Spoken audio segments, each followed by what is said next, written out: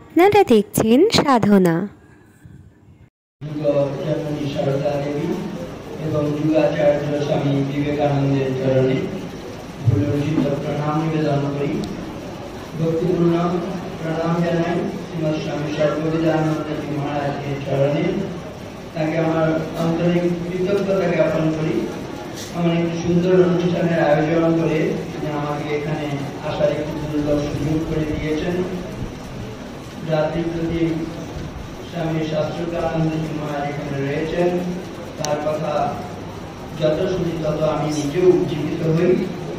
অরিজিৎ বাবু রয়েছেন, সদা সর্বদা ঠাকুর মা স্বামীর ভাব নিয়ে তিনি তাদের কথা সর্বসাধারণের মধ্যে ছড়িয়ে দিচ্ছেন।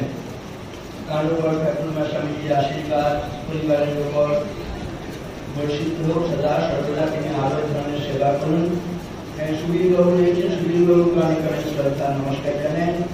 অন্য যারা বক্তারা এরপরে আসবেন, অতিথিরা আসবেন, তাদেরকেও শ্রদ্ধা নমস্কার জানাই। ছাত্রছাত্রী ভাই বোনদের অনেক অনেক শুভকামনা জানাই, যাদের জন্য আজকের এই অনুষ্ঠান।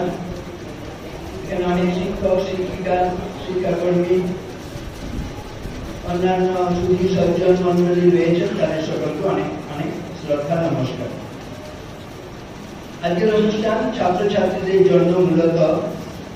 আমি ছাত্রছাত্রীদের দৃষ্টি আকর্ষণ করছি। আমি লক্ষ্য করছি যেমন ছাত্রছাত্রীরা করে থাকে, বন্ধুদের সঙ্গে কথা বলতেই ভালোবাসে। এখনো কেউ কেউ সেই বন্ধুদের সঙ্গে কথাই বলছে, আর সব জায়গায় মাস্টারমশাই গিয়ে বলেন এই চুপ কর, এই চুপ কর। আমি ইদানিং একটি নতুন পদ্ধতি শুরু করেছি। যেহেতু ওই চুপ কর বলার ব্যাপারটা হচ্ছে একটু নেগেটিভ, আমি বলি তোমরা কথা বলছো, এত আস্তে আস্তে কথা বলছো কেন? তোমরা আমার সঙ্গে একটু জোরে জোরে কথা বলো। তোমাদের যদি আজকে আমি সেই সুযোগ করে দিই, তোমরা রাজি আছো তো? ঠিক ভালো করে বলো। বলো আমার সঙ্গে, কথা বলা নিয়ে কথা বলো। Speech is silver, but silence is gold. Silver মানে কি? তাড়াতাড়ি হাত তুলতে হবে। হ্যাঁ বন্ধু বলো, সিলভার মানে বলে দাও। স্পেলিং হলো, বানান। আমি বলছি অর্থ, ঠিক আছে ভালো হয়েছে। অর্থটা বলে দাও। সিলভার মানে রূপো, আর সোনা ইংরেজি গোল্ড। দুটো শব্দই ব্যবহার হয়েছে। দুটোর মধ্যে কোনটা বেশি মূল্যবান ওই কোনটি বলবে। এখন আর সবাইকে বলার দরকার নেই, গোল্ড অনেক বেশি মূল্যবান। বলা হচ্ছে এই যে কথা বলা, তুমি আমি যদি ভালো কথা বলতে পারি, তোমার নামটা বলো অঙ্কিতা, এই অঙ্কিতার মতন কথা যদি বলতে পারি, এখানে সর্ববিধান যেভাবে কথা বললেন, সঞ্চালক যেভাবে কথা বলছেন, এগুলোর সব মূল্যবান নিঃসন্দেহে। ভালো কথা বলেছ। স্পিচ ইজ সিলভার, কিন্তু যতই তুমি ভালো বক্তব্য রাখো না কেন, তা সেটা হচ্ছে সিলভারের মতন মূল্যবান, রূপোর মতন মূল্যবান। কিন্তু রূপো জগতের সবচেয়ে মূল্যবান দ্রব্য নয়। যদি একবার জিজ্ঞেস করা হয় রূপোর চাইতে মূল্যবান কি, মেয়েরা তো একেবারে লাফিয়ে উঠে বলবে হ্যাঁ সোনা, তাই না? সোনা খুব ভালোবাসে, অলংকার, তাই তো? তাহলে হচ্ছে তুমি আমি যদি ভালো কথা বলতে পারি তাহলে সেটা মূল্যবান, কিন্তু সেটা রূপোর মতন মূল্যবান। কিন্তু রূপো জগতের সবচেয়ে মূল্যবান বস্তু নয়। তাহলে যে রূপোর চাইতে বেশি মূল্যবান সোনা। আমি তুমি যদি শান্ত হতে পারি, চুপ করতে পারি, তাহলে সেটা কিন্তু সোনার মতন মূল্যবান। যে ইংরেজিটা আরেকবার বলতে পারবে, যে ইংরেজিটা বললো ভাই বলো না, যেটা বললাম যে ইংরেজিতে বলা হলো এক্ষুনি, কে বলবে? পেছনে আর কেউ ওই কোনটি বলবে? আচ্ছা আরেকজন, আচ্ছা সামনের দিকে বলো, বলো। বাস, স্পিচ ইজ সিলভার আর সাইলেন্স ইজ গোল্ড। আমার ব্যাখ্যা করে দেবে? যারা এ ধরনের ঠিক ঠিক উত্তর দেবে তাদেরকে আমরা এখানে একটু সম্মান জানাবো, ঠিক আছে?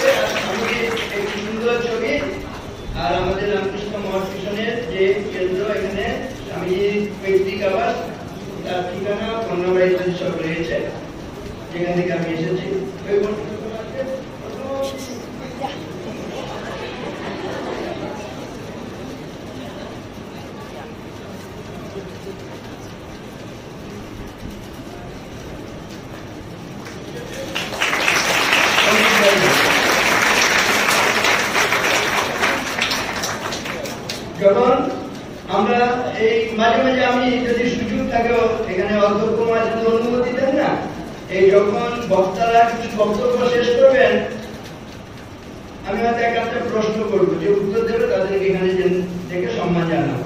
ঠিক আছে, রাজি তো? ঠিক আছে, বক্তব্য শেষ হবে তারপরে আমি প্রশ্ন করবো। আপনার নাম বললাম জয়িতা, কোন ক্লাস? 9, কোন স্কুল? South and centre. ঠিক আছে, মানে খুব কঠিন কথা। এটা শিখতে কতক্ষণ লাগলো? 1 মিনিটও লেগেছে কি? আমি বলি দেখো, প্রতি 1 মিনিটে একটা এরকম ভালো কথা, মূল্যবান কথা বলতে পারি।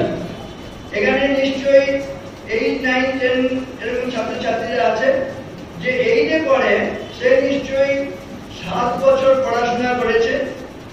তবে তো 7 বছর পড়াশোনা করার পরে পরীক্ষা দিয়ে এইটে উঠেছে। আমি বলি তুমি 1 মিনিটে একটা ভালো কথা শিখতে পারো, আজকে তুমি 7টা ভালো কথা এখানে মঞ্চে এসে বলে যাও। এত সব কথা বলছিলে তো বন্ধুদের মধ্যে, তুমি বছরে একটা ভালো কথা শিখেছো, মঞ্চে এসে বলে যাবে, আমি মাইক ছেড়ে দেবো। কজন বলতে পারবো? শুধু ছোটরা বলে না, ইভেন আমরা যারা শিক্ষক শিক্ষিকা আছি, তাই না, এক একজনের অনেক বয়স হয়ে গেছে, আমরাও কিন্তু পারবো না, ঠিক কিনা? যেখানে 1 মিনিটে একটি ভালো কথা শিখতে পারি এবং বলতে পারি, তোমরা প্রমাণ করেছো। এখন জিজ্ঞেস করলে বেশিরভাগ ছাত্রছাত্রী বলে দেবে, কিন্তু কিরকম আমরা সময় অপচয় করছি, বছরে একটা ভালো কথা শিখছি। বাস্তবটা ঠিক কিনা বলো? 1 বছর তুমি কদিনগুলো হায়ার সেকেন্ডারি পড়া পাস করেই বলবে আমাকে চাকরি দাও, কিন্তু চাকরির কি যোগ্যতা হয়েছে? তুমি এই যে 12 বছর পড়াশোনা করেছো, 12 পাস করেছো, 12টা ভালো কথা তুমি বলতে পারছো না লিখতে পারছো? একটা তুমি আবেদনপত্র বলি আমরা, অ্যাপ্লিকেশন, নির্ভুলভাবে কি তুমি লিখে হেডমাস্টার মশাই, প্রিন্সিপাল স্যার, ম্যাডাম তাদের কাছে কি দিতে পারছো কোন একটা জায়গায় গিয়ে নির্ভুলভাবে? সেটা আমি বলি, চাকরির জন্য তোমাকে ছুটতে হবে না, চাকরি তোমার পেছনে পেছনে ছুটবে। যত জায়গা আছে দেখো, সবাই বলছে যে কোনো প্রতিষ্ঠানে গেলে না আমাদের হচ্ছে এখানে সেরকম ভালো কর্মী পাচ্ছি না, ভালো শিক্ষক পাচ্ছি না, ভালো অধ্যাপক পাচ্ছি না, ভালো কর্মী পাচ্ছি না, এই যে সমস্ত কথাগুলো শোনা যায়। সব জায়গায় ভালো জিনিসের প্রয়োজন রয়েছে। সেজন্য এই যে আমরা ছাত্রের কতগুলো মূল্যবোধ আছে, পুত্র হলে পুত্রের কিছু মূল্যবোধ আছে, পিতা হলে পিতার কিছু মূল্যবোধ আছে, শিক্ষক হলে শিক্ষকের মূল্যবোধ আছে, প্রত্যেকের জন্য কিছু কিছু ধর্ম নির্দিষ্ট রয়েছে। এইটার মূল্য, এই যে আমরা মাইকের কথা বলছি, মাইকের মূল্যটা কত? অন্তত ধরো একটা মাইক সেট কিনতে 25-30 হাজার টাকা লাগে। কেন এইটাকে 25-30 হাজার টাকায় কেনা হচ্ছে?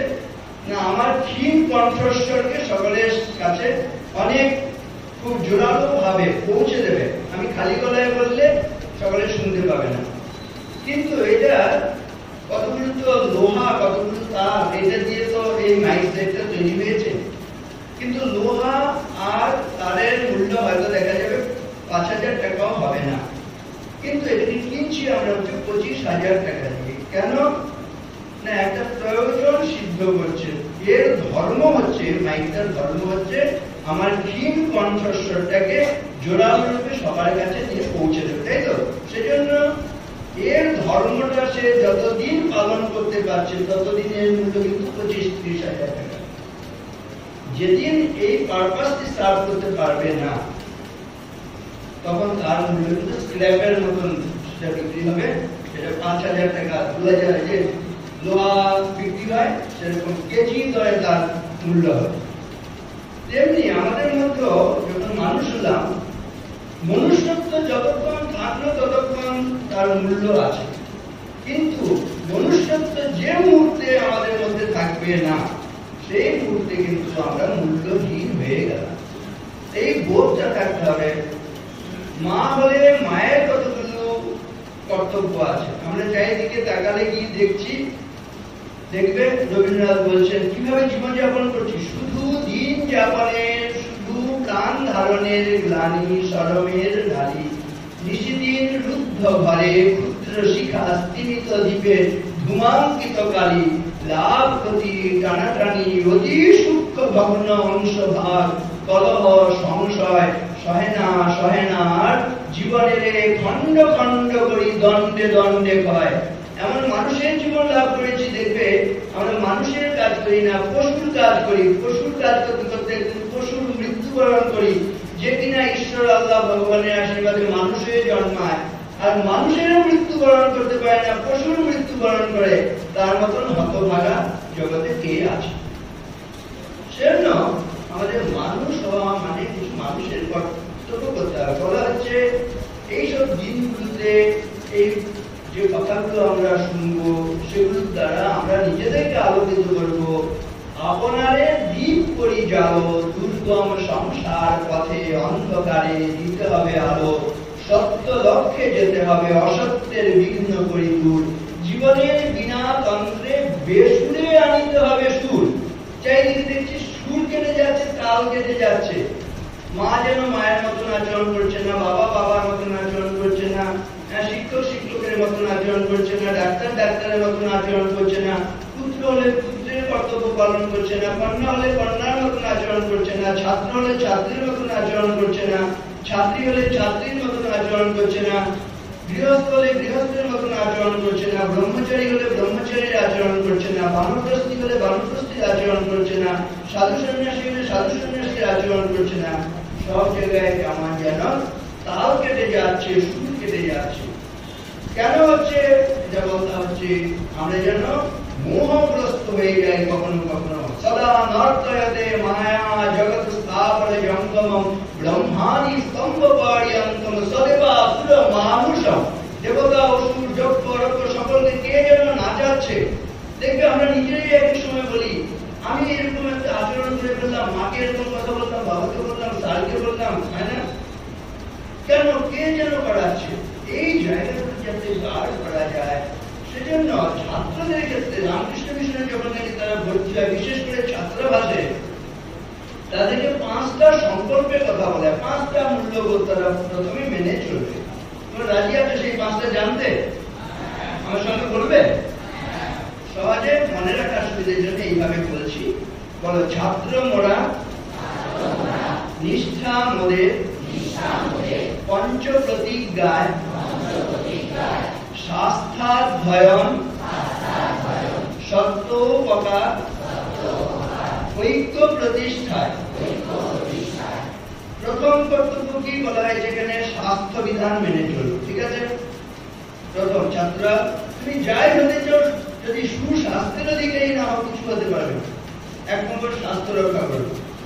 2 নম্বর অধ্যয়নশীল হবো, পড়াশোনা করবো। ঠিক আছে? ছাত্রদের ক্ষেত্রে 5টা প্রতিজ্ঞা। অধ্যয়নশীল হবো, শাস্ত্রাধ্যয়ন। 3 নম্বর হচ্ছে সত্যবাদী হবো। ঠিক আছে?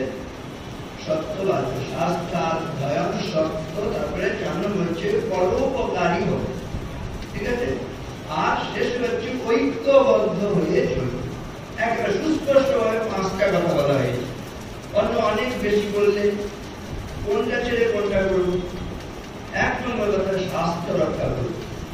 এটাকে আমি অনেক সময় বলি, তোমাদের আপনারা একটু জল তেষ্টা পেয়েছে, হয়তো জল খাওয়াতে পারলে তো ভালো, আর পেপসি খাওয়াতে পারলে আর একটু ভালো হতো।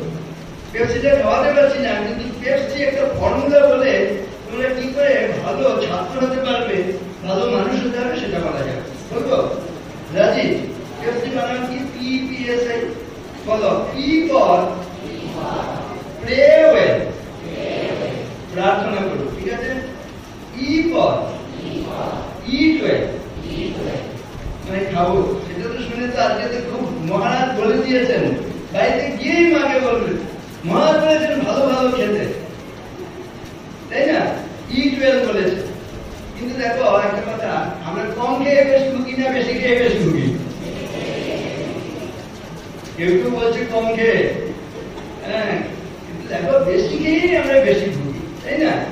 ডাক্তারের কাছে কোনদিন, যেদিন আমি উপবাস করলাম সেদিন ডাক্তারের কাছে যেতে হয় না নিমন্ত্রণ বাড়ি খেয়ে এলাম তখন? বলছে নিমন্ত্রণ বাড়ি পেয়ে গেলে প্রাণের মায়া করো না, জন্মে জন্মে তুমি অনেক প্রাণ পাবে, কিন্তু নিমন্ত্রণ বাড়ি পাবে কিনা ঠিক নেই। খাওয়ার মরলে তো আবার তো জন্মান্তর আছে, তুমি বাঁচবে, তাই না? কিন্তু দেখো নিমন্ত্রণ বাড়ি তো অনেকদিন বাটি সাজিয়ে দেয় না। বলো একটা কথা, বলো many dishes make many diseases. যতগুলো বাটি ততগুলো রোগ, এটা ভেবে খাবে। আর একটা মজা করে বলছে কতক্ষণ খাবে, যতক্ষণ পর্যন্ত অজ্ঞান না হয়ে যাচ্ছে খেয়ে যাবে। আবার বলছে অজ্ঞান হয়ে গেলেও খেতে ছাড়বে না, কারণ যদি তোমার আয়ু থাকে না তুমি মরবে না। এগুলো মজা করে পেটুকদের সম্বন্ধে বলা হচ্ছে তাবদেব হি ভোক্তব্যম যাবৎ মূর্ছা ন জায়তে মূর্ছা ততোপি ভোক্তব্যম আয়ুর মর্মাণি রক্ষতি। খাওয়াটা খুব সাবধান হতে হবে, ঠিক আছে? মানে গন্ধে পিণ্ডে খাওয়া না, পেটটাকে যেন আমরা, পেটটা মধ্যপ্রদেশ তাই না, শরীরের মধ্যপ্রদেশে গোলমাল হলে সব প্রদেশে সেই গোলমাল ছড়িয়ে পড়বে। পেটটাকে যেন ডাস্টবিন বানিয়ে না ফেলি, মনে থাকবে তো? ইটওয়েল মানে এটা বুঝতে হবে। পি হচ্ছে প্লেওয়েল। প্লেওয়েল মানে আসলে হচ্ছে শরীর মজবুত করতে হলে ব্যায়াম করতে হবে। ব্যায়াম লভতে স্বাস্থ্যম দীর্ঘায়ুষ্যম বলম সুখম আরোগ্যম পরমম ভাগ্যম স্বাস্থ্যম সর্বার্থ সাধনম। যে কথাগুলো বলছি ভালো লাগছে নিশ্চয়ই, তাই না? মাত্র আমার 8 ঘন্টা সময় ধার্য হয়েছে, কিছুতেই সব কথা বলা যাবে না, সেটা কাম্য নয়। আরো অনেকে বলবেন, আরো ভালো ভালো কথা শুনবে, শিখবে। আমি বলবো আমার এই ছাত্রদের নিয়ে মূল্যবোধের ধন্য জীবন বলে একটা বই আছে, এরকম অজস্র ফর্মুলা, ঠিক আছে?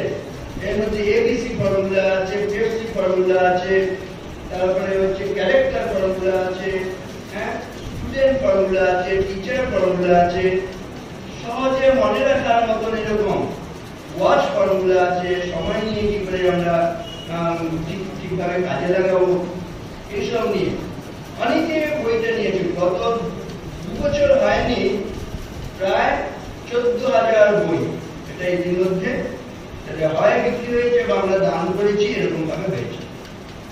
স্বাভাবিকভাবেই যারা শিক্ষক শিক্ষিকারা আছেন, বিভিন্ন শিক্ষা প্রতিষ্ঠান থেকে এসেছেন, আমি বলবো অনেক সময় আপনারা পুরস্কার দেন, উপহার দেন বাড়িতে, একটা করে বই যদি সেটা দেন, আমার মনে হয় এটা বাড়িতে থাকলে গাইড বুক হিসেবে আমরা ছাত্রছাত্রীদের কিভাবে গাইড করবো, পুত্রকন্যাদের কি করে গাইড করবো, এবং শিক্ষকরা কি করে ছাত্রদের গাইড করবেন, সংগঠন কি করে ভালো চালাবেন, 20টা অধ্যায় বইটা ভাগ করা হয়েছে। মূল্যবোধের ধন্য জীবন, গৃহস্থদের জীবনের মূল্যবোধ, শিক্ষকদের জীবনের মূল্যবোধ, ছাত্রদের জীবনের মূল্যবোধ, এরকম নানান ভাবে ভক্তদের জীবনের মূল্যবোধ, সংগঠকরা কিভাবে সংগঠন পরিচালনা করবেন।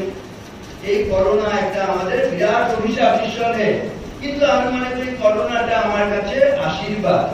করোনা আমার 2বার করোনা হয়েছে, একবার ডেঙ্গু হয়েছে, কিন্তু আমি বিভিন্ন স্কুল কলেজে যেতে ভালোবাসতাম, এই ধরনের সেমিনার ওয়ার্কশপ করতাম, বলতাম, সবাই বলে খুব ভালো লাগে, কিন্তু এগুলো মনে রাখতে পারি না, লিখে দিলে ভালো হয়। ওই করোনার সময় লকডাউন হয়েছে বলে আমি চুপচাপ একটু বসতে পেরেছিলাম, সেগুলো কম্পাইল করে বইতে লেখা হয়েছে। তাহলে পেপসি ফর্মুলা, পি হচ্ছে প্লেওয়েল, প্রার্থনা পরায়ণ জীবনযাপন করবো। তারপরে হচ্ছে ই হচ্ছে ইটওয়েল বললাম, পি হচ্ছে প্লেওয়েল, এস হচ্ছে স্টাডি ওয়েল, পড়াশোনা করবো, আর আই হচ্ছে ইন্টিগ্রেট ওয়েল। ইন্টিগ্রেট মানে সংহতি নিয়ে চলবো। ওই যে আমরা বলছিলাম, ওইটার সঙ্গে দেখো অনেকটাই সাযুজ্য আছে। ছাত্র মোরা নিষ্ঠা মোদের পঞ্চ প্রতিজ্ঞার শাস্ত্রার ভয়ন সত্য প্রকার ঐক্য প্রতিষ্ঠায়। শাস্ত্র রক্ষা করবো, অধ্যয়নশীল হবো, সত্যবাদী হবো, পরোপকারী হবো এবং ঐক্যবদ্ধ হয়ে চলবো, এই 5টা। আবার দেখো কথায় কথায় আমরা এখানেও বললাম, দেখো যে স্বামীজি প্রার্থনা করেছেন স্বদেশ মন্ত্রে, হে গৌরীনাথ, হে জগদম্বে, আমায় মনুষ্যত্ব দাও, মা আমার দুর্বলতা কাপুরুষতা দূর করো, আমায় মানুষ করো। কি করলে মানুষ করা হবে সেটা নিয়ে এরকম একেবারে সুস্পষ্ট ভাবে আমাদের দেশে বুধ মন্ডলী তারা বলে গেছেন 7টা গুণ থাকলে আমরা মানুষ হই। ছোটরা প্রণাম যখন নাকি বড়দের করো, বলে বাবা মানুষ, মা মানুষ, তুমি এবার একদিন প্রশ্ন করে দেবে, কাকিমা আমি তো মানুষ আছি, আর কি করে মানুষ বলে দাও, দেখবে বড়রা একদম ঘাবড়ে যাবে। কারণ এগুলো আমাদের দুর্ভাগ্য। যদিও আমাদের পূর্বপুরুষেরা সুস্পষ্টভাবে বলেছেন, বাড়িতে আলোচনা হয় না, স্কুল কলেজে আলোচনা হয় না। কি বলা হয়েছে সেটা বাংলা বললে এরকম দাঁড়ায়, সহজে মনে রাখার সুবিধের জন্য আমি এরকম করেছি না, বল জ্ঞানশীল নীতি ধর্ম তপ বিদ্যাদান সপ্তশীলের মনুষ্যত্ব জানিও সন্ধান। সপ্তশীল ব্রত নর নারায়ণ প্রায় অন্যথা সে ভূমিভার পশুবধায়। এখানে দু রকমের ছাত্রছাত্রী আছে, আমরা তাদের কাছ থেকে শিক্ষা নেব। এরই মধ্যে এত সুন্দর সবাই মন দিয়ে শুনছে, আবার কেউ কেউ কিন্তু এখনো নিজেদের মধ্যে কথা বলে যাচ্ছে। প্রথমে শিক্ষা নেব যে ছেলে কয়েকটি 2-4 জন এখনো নিজেদের মধ্যে কথা বলে নিচ্ছে, তাদের কাছ থেকে প্রথম শিক্ষা নেব। কি শিক্ষা নেব তাদের কাছ থেকে? কেমন আচরণ করতে হয় না। আজকে এত সুন্দর সব ছেলে মেয়েরা, বেশিরভাগ আমার মনে হয় এই 98% বা আরো বেশি, তারা হচ্ছে খুব মন দিয়ে শুনছে। আর ওদের জন্য আমরা প্রার্থনা করব। প্রার্থনায় যে বলা হয়েছে না, নিজের জন্য যত না প্রার্থনা, তুমি যতই নিজের এখন মনটাকে একাগ্র করতে চেষ্টা করো, পাশের ছেলেটি মেয়েটি যদি গল্প করতে থাকে, তুমি কি একাগ্র করতে পারবে মনকে? সেজন্য প্রার্থনা মানে মনে করবে নিজের জন্য যত না প্রার্থনা, ওদের জন্য। হে ঈশ্বর, তাদের মনটাকে, এই অস্থিরতাটাকে তুমি দূর করে দাও, হ্যাঁ, তারা যেন শান্ত হয়। তা না হলে আমি আমার মনকে শান্ত করতে পারবো। ঠিক আছে, তাদের প্রতি কখনো এই ঘৃণার ভাব নয়, তাই না? কারণ আমিও এক এক সময় দেখবে, এক এক সময় তুমি আমিও হয়তো এরকম করে ফেলি। শিক্ষার একটা জিনিস হচ্ছে না স্থান কাল পাত্র পরিমিতি ভোগ, কোথায় আছি, কি করছি, এই বিচার বিবেকটাকে বজায় রাখা, এটা হচ্ছে একটা অন্যতম মূল্যবোধ ছাত্রদের জীবনে, শুধু নয় সারা জীবন যে কোনো মানুষের জীবনে। আমি কোথায় আছি, কি করছি। ওই যে বলছিলাম, আমি ছাত্র হয়ে ছাত্রের কাজ করছি না অন্য কিছু করছি। ঠিক আছে, তাহলে দেখো আরেকবার বলা হচ্ছে মানুষ হবার যে লক্ষণগুলো বলা হয়, জ্ঞানশীল নীতি ধর্ম তপ বিদ্যাদান সপ্তশীলের মনুষ্যত্ব জানিও সন্ধান। এখানে কিন্তু 7টা মূল্যবোধের কথাই বলা হচ্ছে, ছাত্র জীবনের মূল্যবোধ হয়েছে। তো কি জ্ঞানের চর্চা করবো? পশুরা কি জ্ঞানের চর্চা করতে পারে? মানুষ ইচ্ছে করলে জ্ঞানের চর্চা করতে পারে। যে মানুষ জ্ঞানের চর্চা করবে না, সে পশু থেকে গেল। মনে রাখবেন, শীল মানে ভদ্র। পশুরা ভদ্র হতে পারে? মানুষ ইচ্ছে করলে ভদ্র জীবন যাপন করতে পারে। আমি তুমি যদি ভদ্র না হই, অভদ্র হই, তাহলে আমি পশু থেকে গেলাম। মনে রাখবেন, শীল নীতিপরায়ণ জীবন। পশুরা নীতিপরায়ণ জীবন যাপন করতে পারবে? পারবে না। মানুষ ইচ্ছে করলে নীতিপরায়ণ জীবন যাপন করবে। যে মানুষ নীতিপরায়ণ জীবন যাপন করবে না, সে পশু।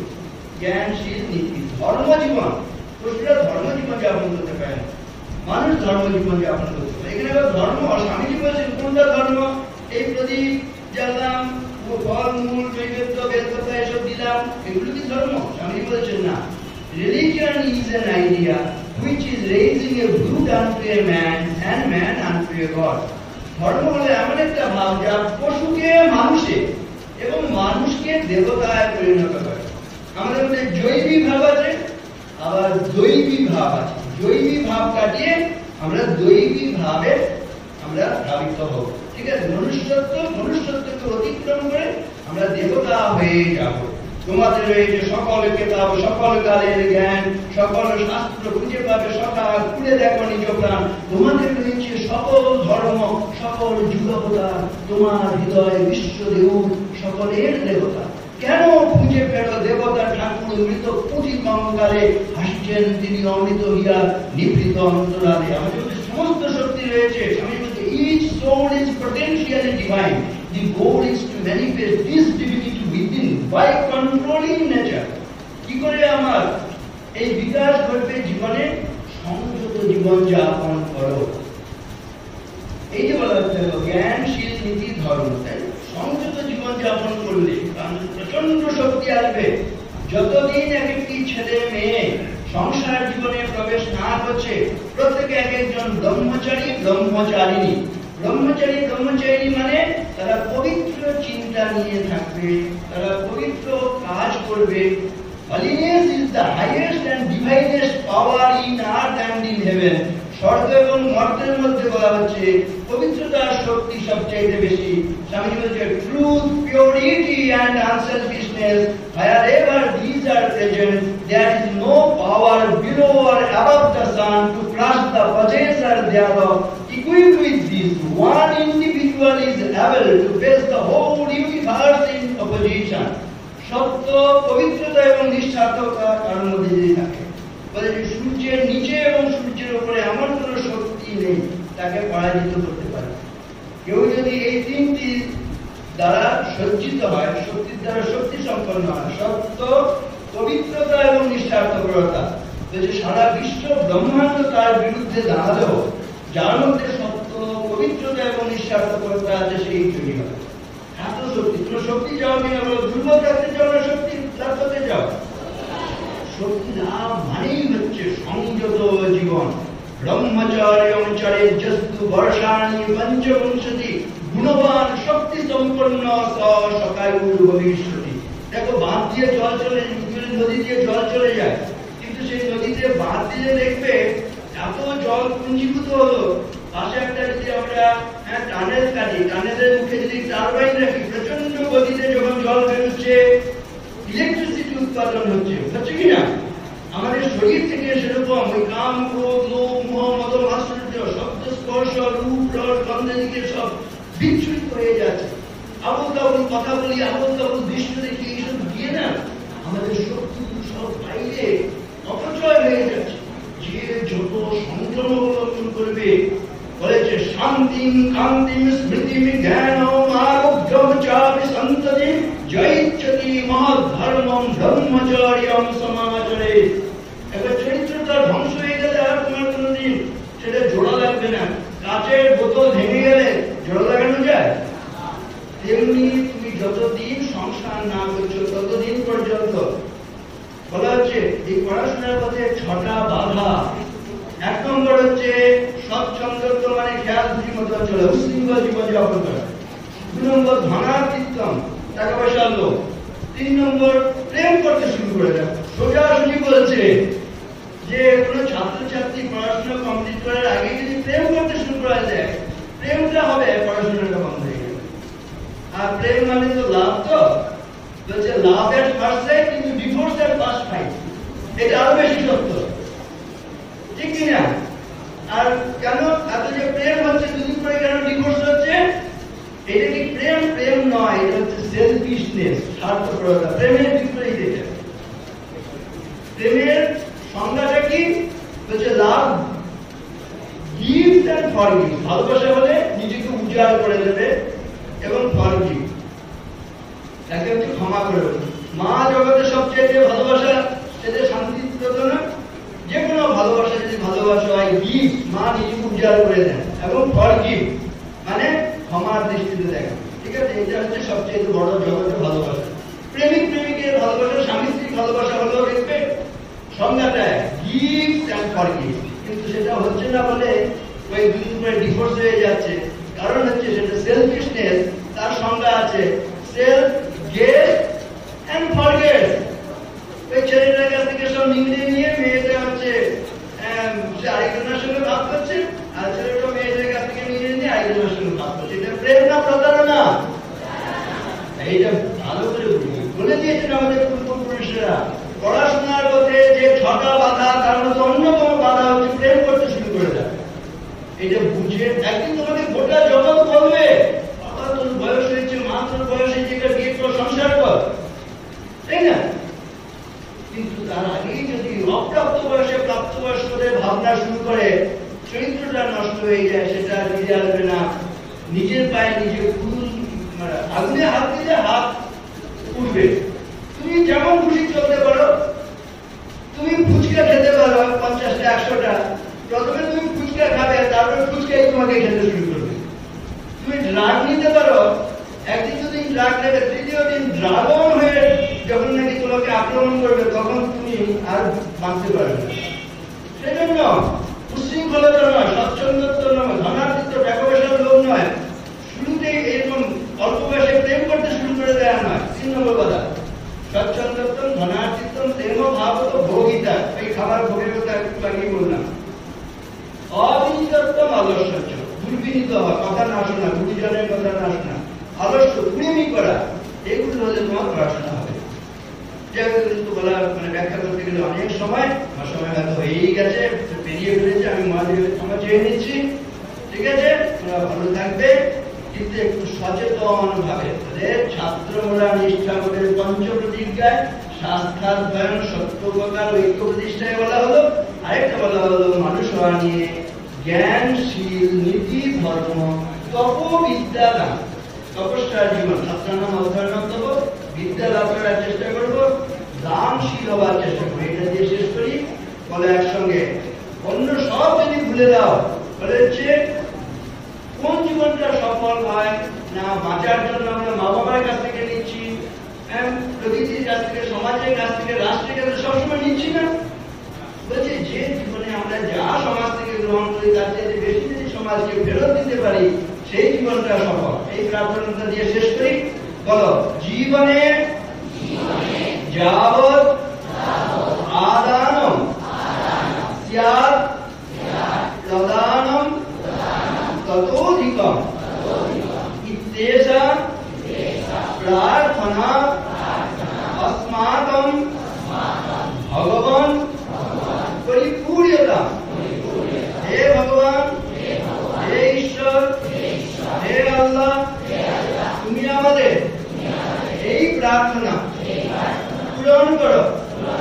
জীবনে বেঁচে থাকার প্রয়োজনে আমরা মা বাবার কাছ থেকে, সমাজের কাছ থেকে, প্রকৃতির কাছ থেকে, রাষ্ট্রের কাছ থেকে যা কিছু গ্রহণ করি, বেঁচে থাকতে এই মা বাবাকে, প্রকৃতিকে, রাষ্ট্রকে, সমাজকে যেন তার চেয়ে বেশি ফেরত দিতে পারি। এরকম হলে কি হয়, বলা হচ্ছে কুলম পবিত্রম জননী কৃতার্থা বসুন্ধরা পুণ্যবতী চতেন নৃত্যন্তি স্বর্গে পিতরস্তু তেষাম যেষাম কুলে বৈষ্ণব নামধেয়। একটা বাড়িতে, একটা পরিবারে যদি একটা ছেলে মেয়ে মানুষ হয়, বংশটা পবিত্র হয়ে যায়। মা নিজেকে কৃতকৃতার্থ জ্ঞান করেন, আমি আর কিছু না পারি, একটি দেব শিশুকে আমি উপহার দিয়েছি সমাজে, যে নিজেকে নিয়ে ব্যস্ত থাকবে না। জননী কৃতার্থা বসুন্ধরা পুণ্যবতী চতেন, পৃথিবী নিজেকে পুলকিতা, আনন্দিতা বোধ করেন। আর পূর্বপুরুষ যারা স্বর্গগত হয়েছে, সেখান থেকে নৃত্য করতে থাকেন, দেখো আমার বংশে আমার মহাপুরুষ, মহামানবীর আবির্ভাব ঘটেছে, তারা সেখান থেকে নৃত্য করতে থাকেন। একটি ছেলে মেয়ে যদি সত্যিকারের মানুষ হয়। আমিও স্বামীজির সেই কথায় প্রার্থনা জানাই সকলের জন্য, না হে গৌরীনাথ, হে জগদম্বে, আমায় মনুষ্যত্ব দাও, মা আমার দুর্বলতা কাপুরুষতা দূর করো, আমায় মানুষ করো। বলো পুণ্যে পাপে দুঃখে সুখে পতনে উত্থানে মানুষ হইতে দাও তোমার সন্তান। নমস্কার।